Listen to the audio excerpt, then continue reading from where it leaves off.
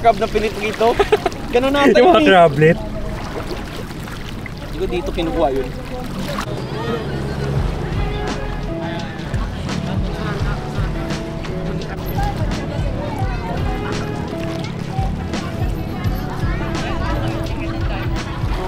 So nandito kami ngayon sa may boulevard and alam mo napaka peaceful dahil kasi kahit na mainit and alam mo yung palubog yung araw dito sa may side ko ang ganda nga ng ilaw eh. Things like this you take it for granted dahil kasi ako I came from Batangas, diba? So sa Batangas kasi technically nandito kami sa may beach coast side so dahil lang kasi with the recent developments dun sa mga mga commercial, mga mall complex pa, mga ganun. So hindi kami masyadong nakapunta sa dagat and parati sa dagat parating lang sa may Palago de Oro lang, sa Calatagan. Pero yung actual na pumunta ka sa beachfront, mga ganun, parang I can't remember the last time na nakaamoy ako ng sea breeze na ganito. It's those little things It's those little things.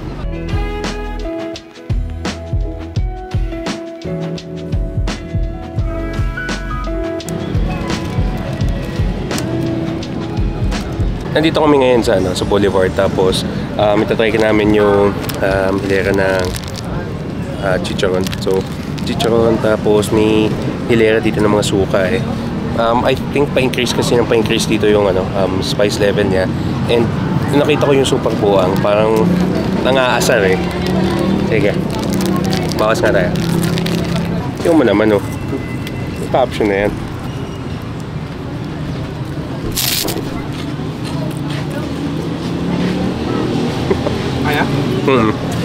Ano siya? Yung anghang niya parang siyang konting sili na maraming siling labuyo, parang ganun. Yung anghang niya ay magnanam yung dila mo. Para sa akin, panalo. Tapos yung super buang, try natin itong si Good Luck. Iba yung color niya kasi it's not dark green. So siguro hindi siya ganun ka-hanghang. So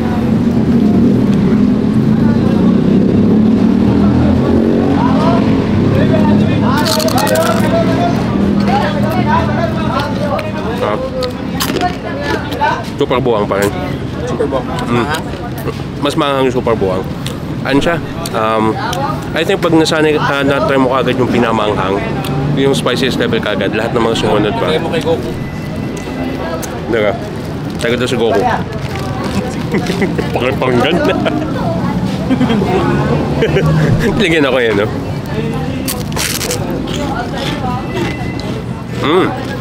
Lahat ng super saiyan yung sumunod sa super buwang dahil kasi nandun yung numbness ba? Ito yung sinasabi natin lagi.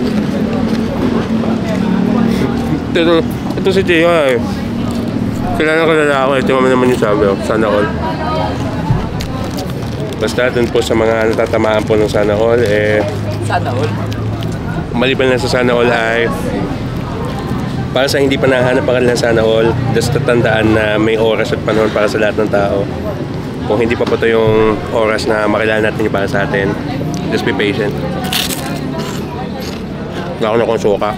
Walang suka? Yun.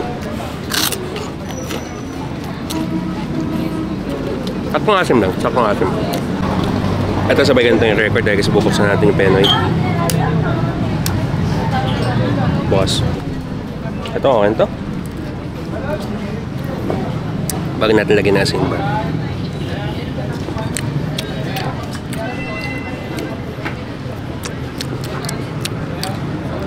Sagyan natin na asin for a little bit of flavor. Salt bay ba? Bira ako kumain ng Penoy pero panalo yan. Lalo pag mainit.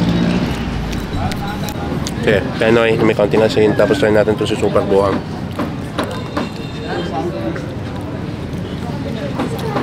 Oh, that worked. Grabe yun, sabroso.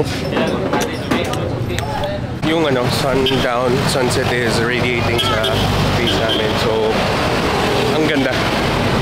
Ngayon, papunta kami dito sa may side ng Wimsu. There's a place kasi na feature ni Pops Chewy. Shout out, Pops. na nagbebenta ng mee goreng yung nasa cart malapit sa Wimsu. So we're gonna go there then. And since I'm here kasi, dahil may influence kasi ng Indonesian tsaka Malay food, I wanna try yung mee goreng here. So let's do that.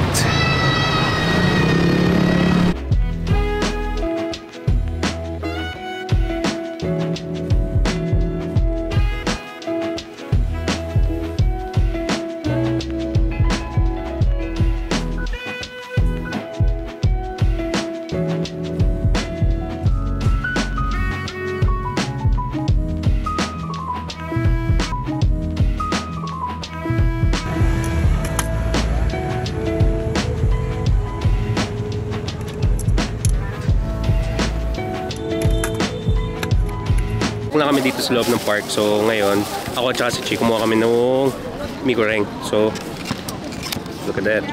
Wow! May sili pa. Tapos may sauce pa. Ito din ba yung food dito sa Zamboanga? It's affordable. Pati nakakabusog. Mas lahat. Yung Junay nga, kanin. Isipin mo kanin din. Carb na yan ha. Carb sa sabaw, di ba?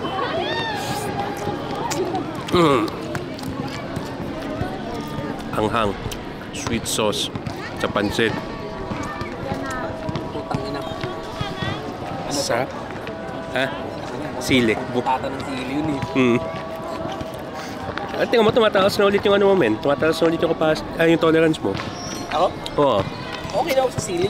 Ayoko lang yung, minsan kasi pag sobrang anghang na, nawala akong gana kumain. Lalo na yung manghang talaga.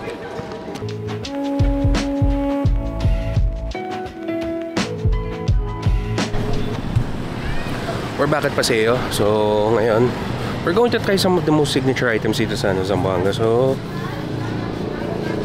I'm pretty much sure you have an idea kung ano. Alam mo kung ano masarap ngayon sa mainit na araw. Something cold. Let's leave it at that. Teka.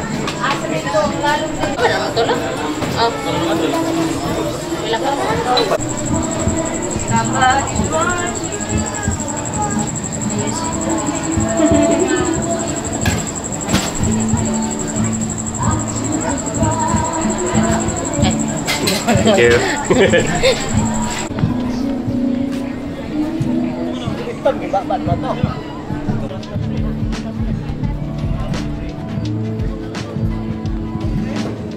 Okay, I'm gonna make this quick. Hey. Hindi nagpa-birthday ba? Sige. Knickerbocker. Hindi pwede tayong umalis ng Zamboanga, hindi natin tayo. So, the healthier version of halo-halo nga naman.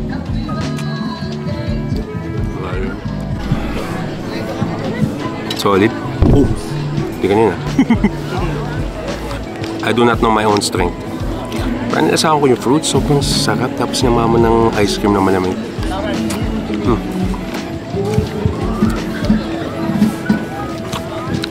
I don't know if this is going to be the last meal I have tonight in Zamboanga. Parang that would be too soon, pero I mean, it's a perfect way to end the night mga ganito. So, as such, ayan, yung muna ubusin ko na muna ito. Balikan ko kayo. So, una ako na. Kuha ko ng isaw. Dip natin in spicy sauce.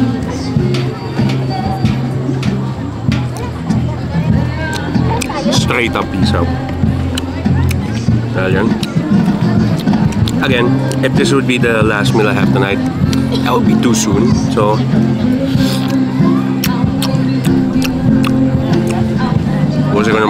I'm enjoying this way too much.